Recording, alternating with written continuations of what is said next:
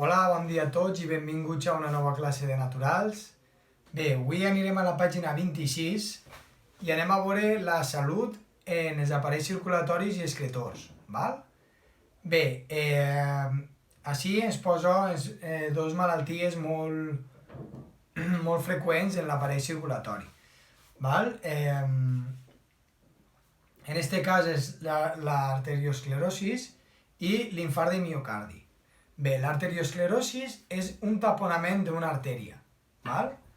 Aleshores, aquesta consisteix en que aquesta artèria perd la seva flexibilitat, s'endureix, val? I va depositant-se el greix i adherint-se a dintre de la cavitat, val? Fins que es tapa, val? Bé, com diu així, es produeix perquè el seu interior es deposita greix. Val? Això fa que l'interior de l'artèria per circular la sang sigui a vegades més estret, fins i tot pot arribar a taponar-se.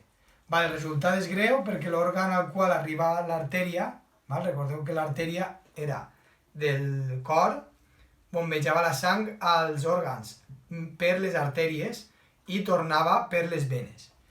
El resultat és greu perquè l'òrgan al qual arribava l'artèria es queda sense oxigen i sense nutrients, aleshores pot afectar a altres òrgans. Val? Doncs bé, l'infart de miocardi seria l'altra malaltia circulatòria important i freqüent. És el fet que una part del cor es queda sense rec sanguini, és a dir, no arriba sang al cor. Com hem vist, el cor rep oxigen i nutrients a través de les artèries coronàries. Quan una d'aquestes artèries s'endureix i es tapona, a causa de l'arteriosclerosis, es produeix un infart, és a dir, no arriba la sang al cor i el cor es para. Pot ser més o menys greu, depèn la proporció del cor que afecta i el temps que estiga sense rec.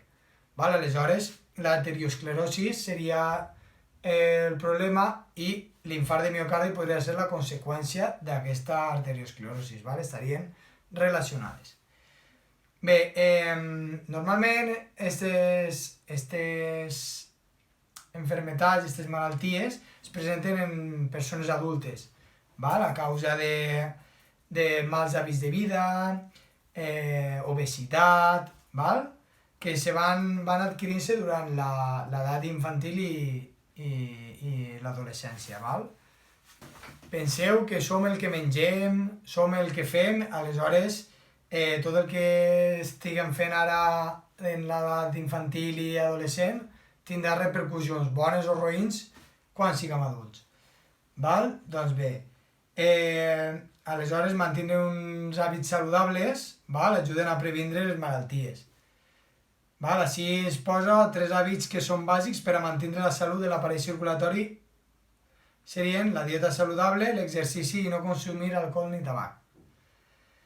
Bé, la dieta és fonamental per a la salut en general, ja vam veure en el tema anterior, i per a la salut de l'aparell circulatori, per a cuidar l'aparell circulatori hem de seguir alguns consells. Bé, els hidrats de carboni i les grasses en excés provoquen obesitat. Aquesta obesitat és perjudicial per a l'aparell circulatori i aquests greixos, recordeu, poden crear arteriosclerosis. Evitar els greixos d'origen animal, perquè afavoreixen l'aparició d'arteriosclerosis i altres malalties. I altres greixos com oli d'oliva, la soia i girassol són més saludables, igual que el greix del peix blau. Podem combinar-lo, substituir-ne uns per altres. Bé, i després evitar prendre massa sal. També puja la tensió i demés i és perjudicial per a l'aparell circulatori. Bé, la salut de l'aparell excretor. Hi ha hàbits bàsics també per a mantenir la salut de l'aparell excretor. Vam veure com l'aparell excretor, mitjançant l'orina i la suor, és la que ens renova, ens trau les substàncies de rebuig. Aleshores és molt important beure aigua per a que aquest procés funcioni bé. Perdem aigua a través de l'orina i el suor, respiració i evaporació a través de la pell. Almenys 1,5 litres d'aigua cada dia, més 2 litres. D'aquesta manera els ronyons funcionen millor perquè eliminar de manera eficaç substàncies tòxiques de l'organisme. I situacions en què prendrem més aigua del que és normal, per exemple, quan fa molta calor, com vam dir, ja que fa de regulador de temperatura, quan fem exercici, quan tenim febre, perquè sudem molt, perquè tenim el cos molt calent, diarrea o vòmits. I hem de beure més aigua per a recuperar el que hem perdut i evitar així la deshidratació. La deshidratació dona uns símptomes molt dolents.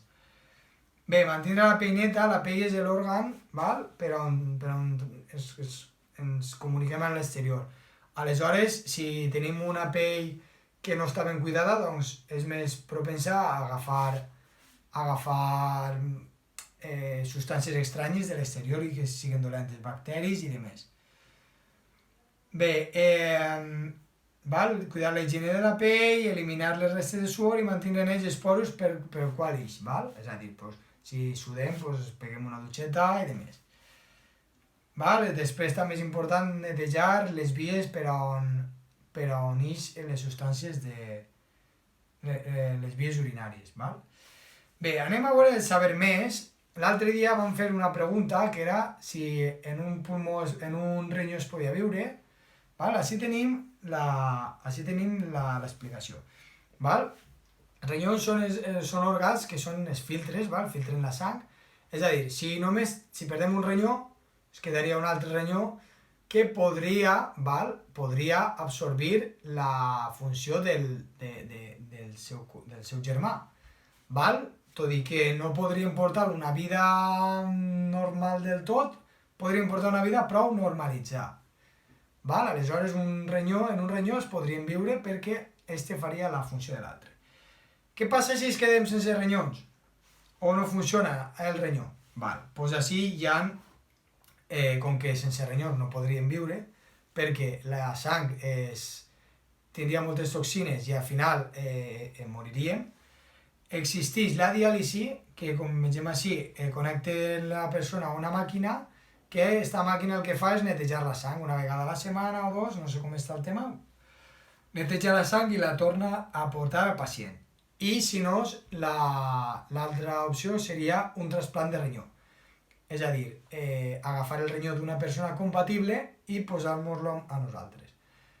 Este ronyó pot vindre d'una persona morta que tinguera els òrgans en bon estat o d'una persona viva que li llevaries un ronyó, com té dos, llevaries uno, deixaries aquesta persona en un ronyó i posar-la al receptor.